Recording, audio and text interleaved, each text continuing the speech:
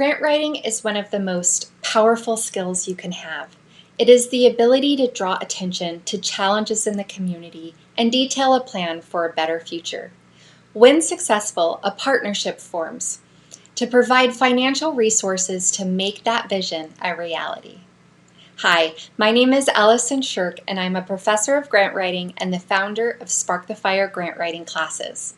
This mini course is brought to you by Travel Oregon to highlight the subject of economic impact. Specifically, how to explain the economic impact your project will make on the broader community.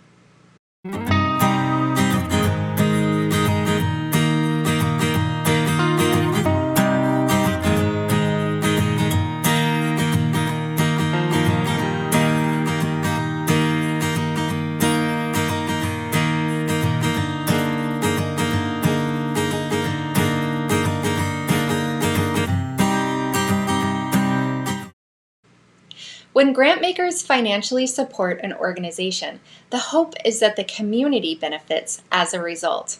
In fact, when grant makers consider making grants, they focus on the community, not what the grant will do for the organization. It's a little like the difference between a house and a home. We all recognize that a great home isn't about the house, it's about the people in the house. A home is a state of mind. The place that feels comfortable to you, the place you belong. Similarly, what makes a community organization great are the services it provides. When describing your organization, you may have become pretty good about describing your programs and services. But have you thought about the indirect and induced effects your organization's work has on the local economy? Economic impact is the financial effect that an organization has on the community. And with a little work and thinking outside the box, we can estimate the total dollars, jobs, and household income generated in an economy due to a new activity.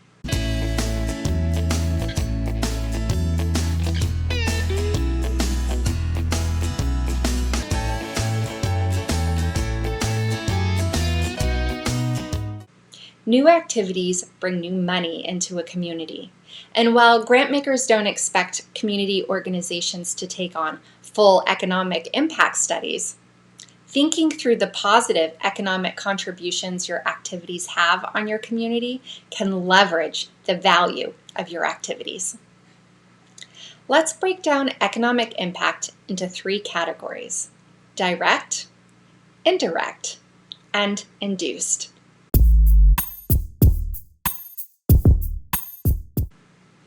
Direct economic impacts result when you hire new staff and generate new income from a project.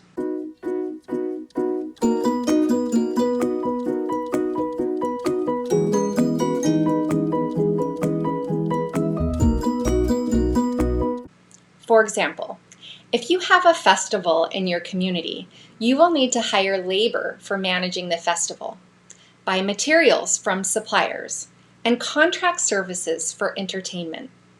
The income that generates for the businesses and contractors you work with would be counted as direct economic impact.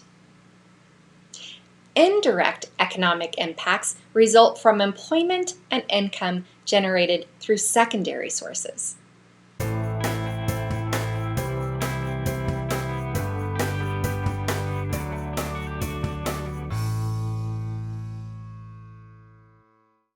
For example, if you hired entertainment to perform at your festival, the money that you pay the performers are a direct impact. But when the audience that comes to see the musicians go to dinner before the festival or stay the night at a hotel, the money they spend at local businesses near the festival is considered an indirect economic impact. The spending that is a result of the income generated from direct and indirect economic impacts is considered induced economic impacts.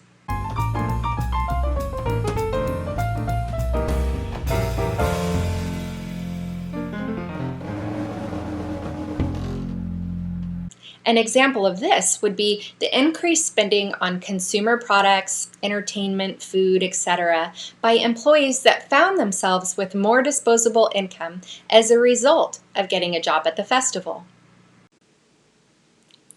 So now that we know the difference between direct, indirect, and induced economic impacts, let's strategize how we can leverage this for the grant proposal.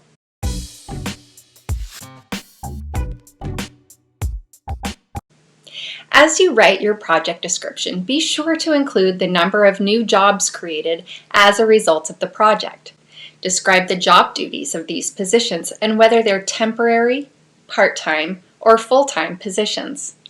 What qualifications are required for these new hires?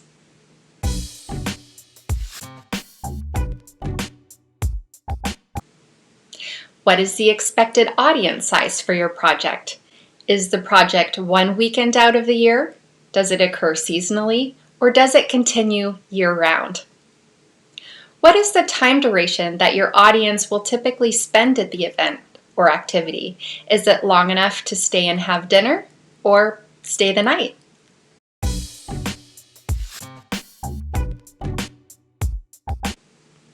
Describe your typical audience. Does the activity or project attract families, young adults?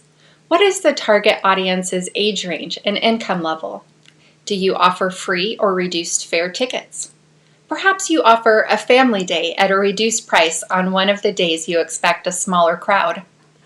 What percentage of your audience is local, and what percentage comes from other geographic areas?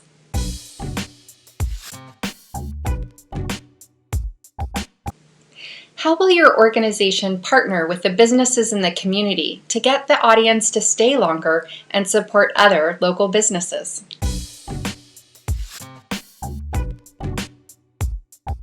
Describe your advertising and marketing plan. Will you advertise locally or regionally? How many views of your advertisements are projected?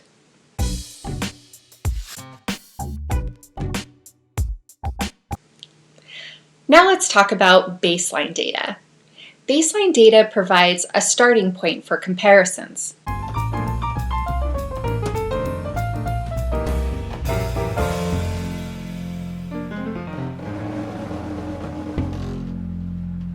If you're implementing a new project, it's wise to estimate baseline data. In other words, make an educated guess about your audience size. You'll need this for planning purposes. Consider whether there are similar activities in the community that may inform what size audience to expect. You want to make a plan to collect data once the project is underway. You might consider tracking ticket sales, for example. But if your event is free, you may not have access to that data. It's funny to think about, but you can estimate audience size by the number of times porta potties are emptied. Are there other ways to get head counts? Make sure to keep a journal to document your observations so that you don't forget later. Your organization can make a big difference on the economic impact of your activities by partnering with other local businesses. For example, you can provide your festival goers information about where to eat, where to stay, and other things to do while in town. If you leave it up to your audience, they may just come to your event and then go straight home. So take the time to consider how you can get them to stay and support other businesses, and make that a part of your project plan. Here are some ideas. Contact local restaurants and hotels to see if they would like to offer a coupon for your event goers. And in return, you can ask the concierge at the hotels to provide information about your event to their other guests. Think beyond your project, your business, or attraction, because the more the community thrives, the more your organization will thrive. As they say, a rising tide lifts all boats. Here's a pro tip. Do you know the value of volunteer hours? According to the independent sector, volunteers in the United States hold up the foundation of civil society. Volunteers help their neighbors, serve their communities, and provide their expertise.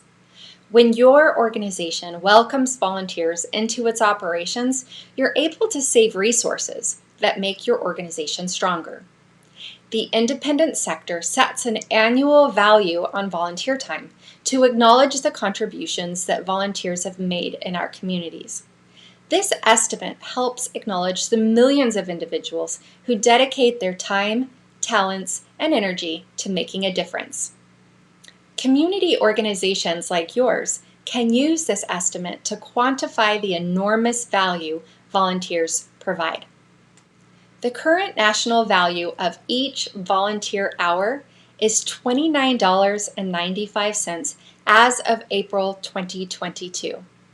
Use this rate to discuss the matching value of your volunteer's time in a grant request. And for the most recent rate, visit independentsector.org/value of volunteer time 2022. Grantmakers participate in philanthropy to make the community a better place, not to fund nonprofit organizations. So when writing a grant proposal, focus on the end result of your project activities. Leverage the direct, indirect, and induced economic results your project has on the broader community.